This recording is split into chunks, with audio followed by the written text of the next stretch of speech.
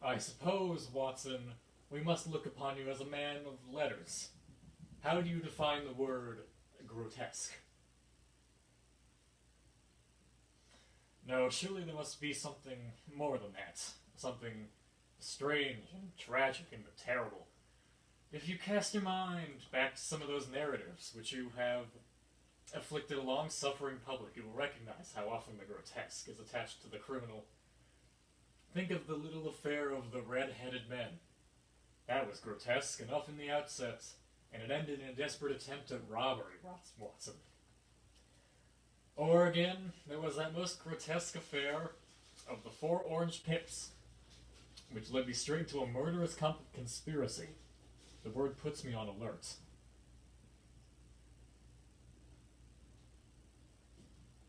Yes, I agree. Oh no, our client is a man, of course. No woman would ever send a reply-paid telegram. My dear Watson, you know how bored I have been in the past several months. Oh, but here, I imagine, is our client. Watson! No, that's Watson. You're Holmes? Sherlock Holmes? Yes. Nice to meet you. Name is John Eccles. Mm-hmm. Can't help but notice what a beautiful piano you have here. Yes. Would you mind if I play a tune? No, not at all. Alright. Watson, could you please...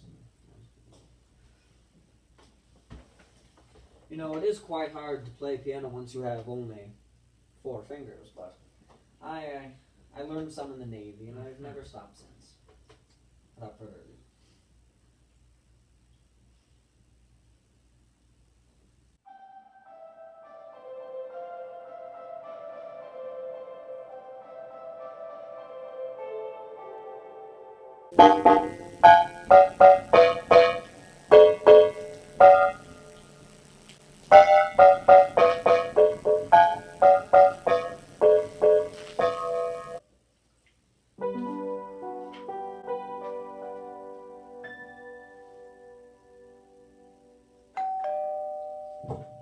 Who could that be at the door? Why, it's inspectors. Inspector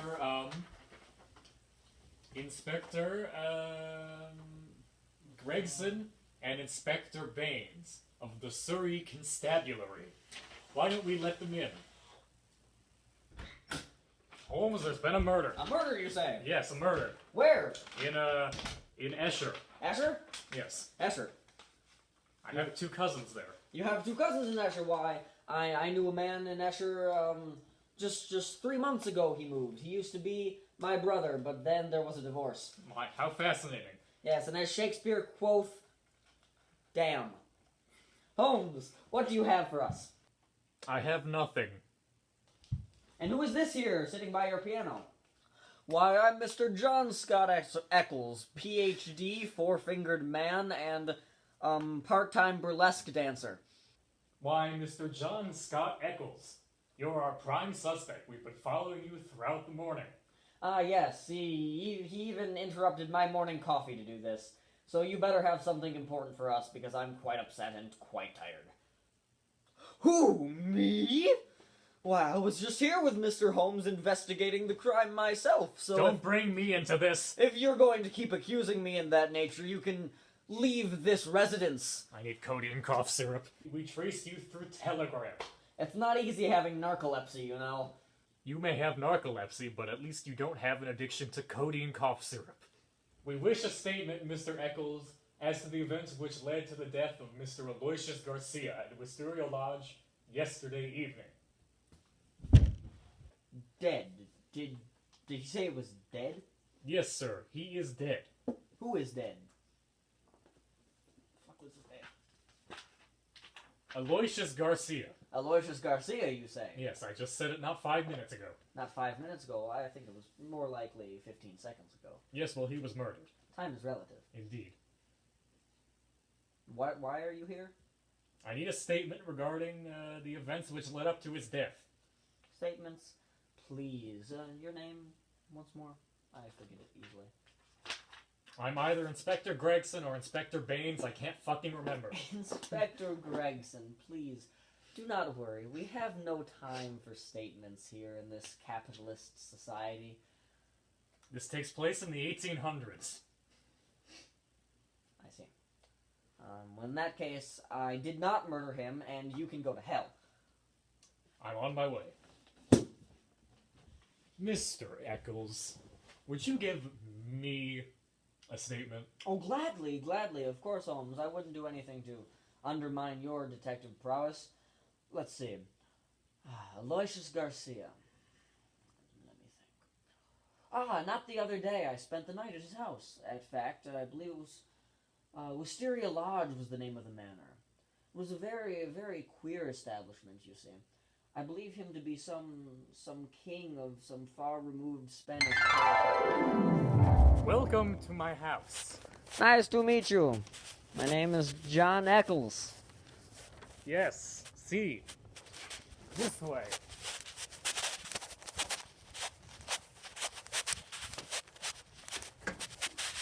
Should we prepare dinner? Sorry, cena? Why not?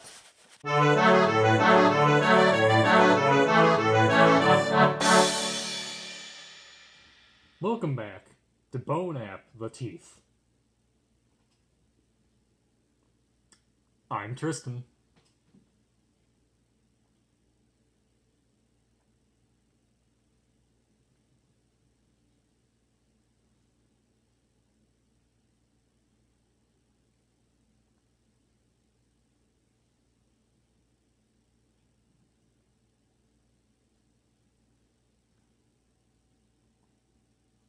I'm Alex.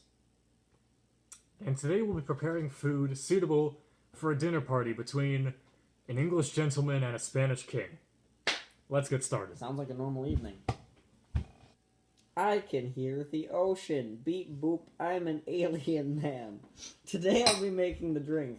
And to start, you'll need to freeze 33 grapes and put them on toothpicks in an artful 3 to a toothpick design.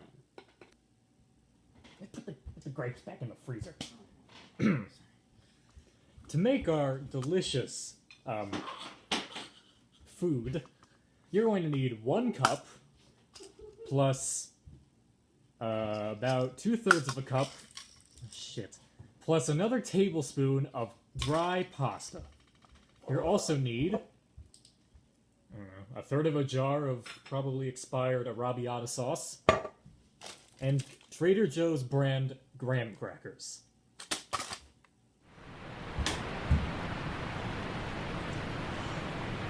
Now that we filled our glasses with urine, we can put the grapes in them. And there's your fancy drink, the wine that Jesus probably made.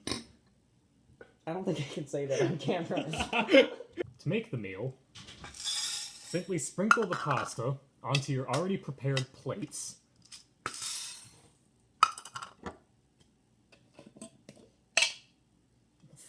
Dump on the sauce.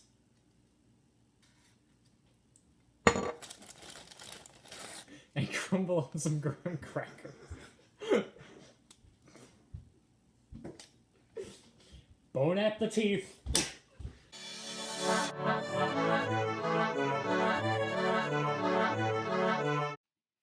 The mood at dinner was somber, to say the least.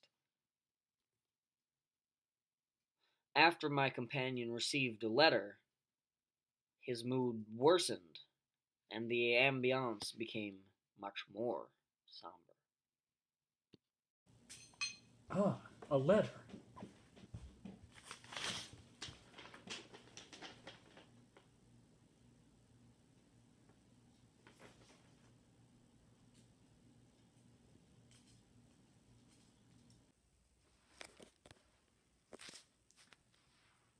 And are you bueno? Yes, I'm doing quite well. How about you? I am good. I worry about you, Garcia, you know. Well, that's great. See you in, the morning. And that we will. Buenos noches. When I awoke, there was no one to be found, and so I became concerned.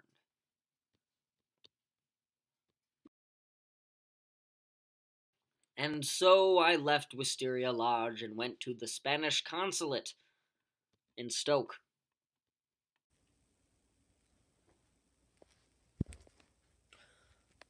Do any of you know Aloysius Garcia?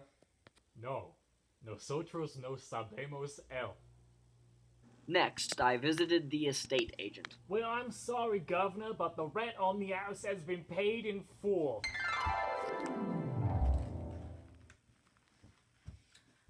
As I was saying, I have a letter here that states our own colors, green and white. Green open, white shut. Main stair, first corridor, 7th right, green bays, Godspeed. Signed, D. That was the note that Garcia had when he was dead, right? Affirmative. Give me it. Why? This is a woman's handwriting. How can you tell, Holmes? Magic. Could it have been a tryst? Could a jealous husband be behind Garcia's demise? Well, Holmes, I deduced that Garcia's body must have been lying around since around 12 midnight. Bugger! He visited me at 12:47 exactly. Is it not possible that Garcia tampered with the clocks to convince you that it was earlier than it really was? After all, he made the point to come and tell you that it was 12:50. It seems like he was simply setting up an alibi. But for what? All I have deduced from our conversations here today is that the murderer lives near Wisteria Lodge and lives in a big house. I fear that to determine more, we must go to the lodge.